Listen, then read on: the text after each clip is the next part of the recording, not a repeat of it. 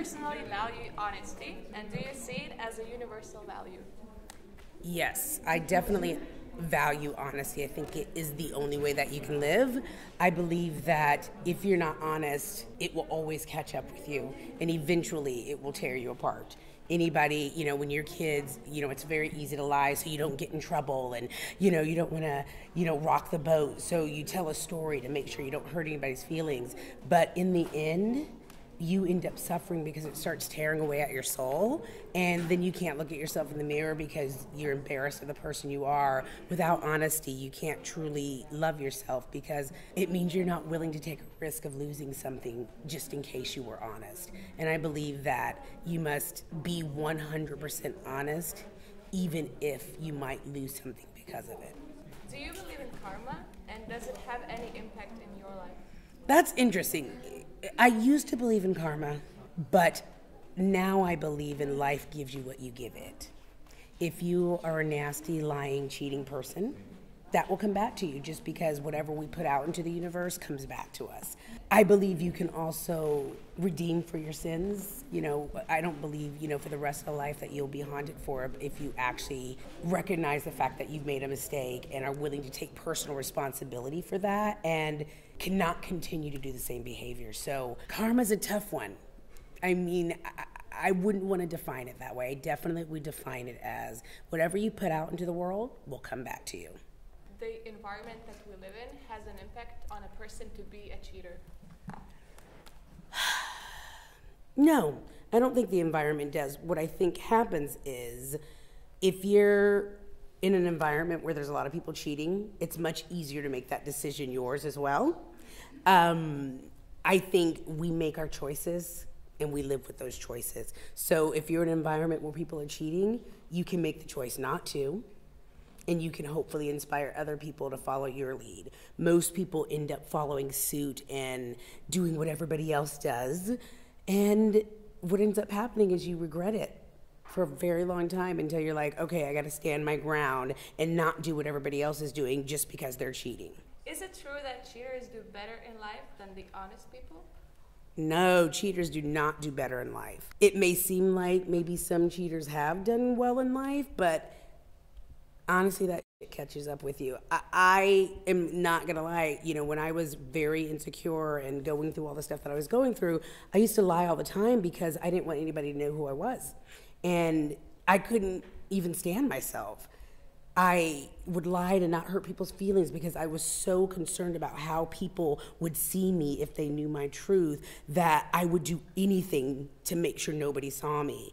And all it did was catch up with me and make me lose friends and relationships and respect for myself.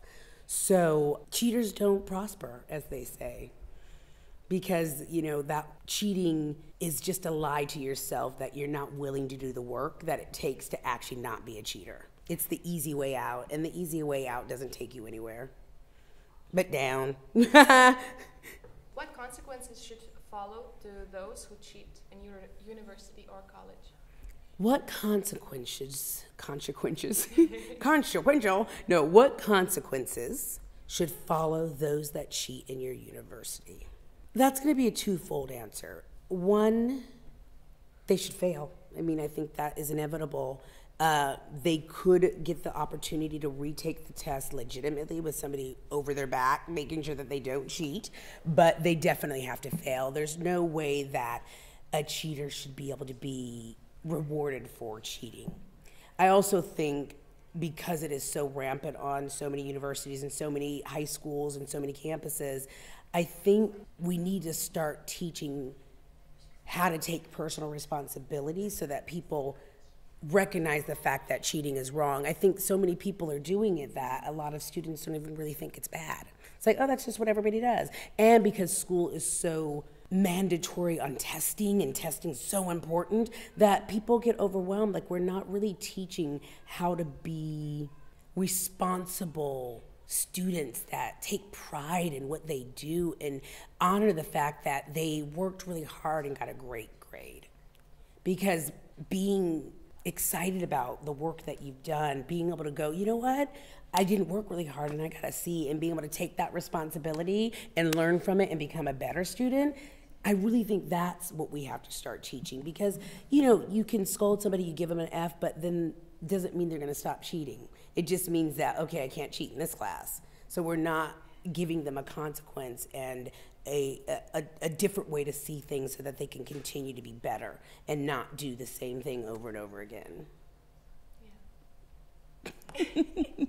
I want to leave a little gift for the students at this university. Be proud of who you are. Be willing to make a mistake and fall down and better yourself. I think we're so afraid to make mistakes, but mistakes are how we learn. It's how you grow. It's how you become a better person. You know, nobody gets up one day and gets straight A's and everything.